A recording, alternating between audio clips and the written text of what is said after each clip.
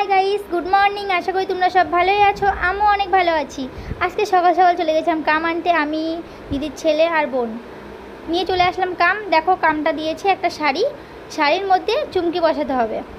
তো শাড়ির মধ্যে সবাই মিলে এক চুমকি বসানো হয়ে গেছে। পুরো ফুল শাড়িটা তোমাদের দেখাচ্ছি।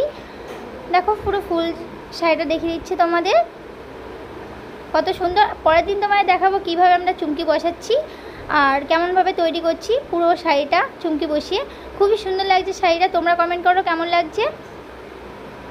এটা কিন্তু 15 মিটার শাড়ি, একদম 15 মিটার আছে কিন্তু শাড়িটা। আমি পুরো তুলে দেখাচ্ছি। এই যে দিদিভাই কিন্তু একদম তুলে দেখিয়ে দিচ্ছে তোমাদের। অনেক বড় কিন্তু শাড়িটা, প্রচণ্ড বড়। 15 মিটার বলতে গেলে একদম দুটো ঘর মিলিয়ে হয়ে যাবে।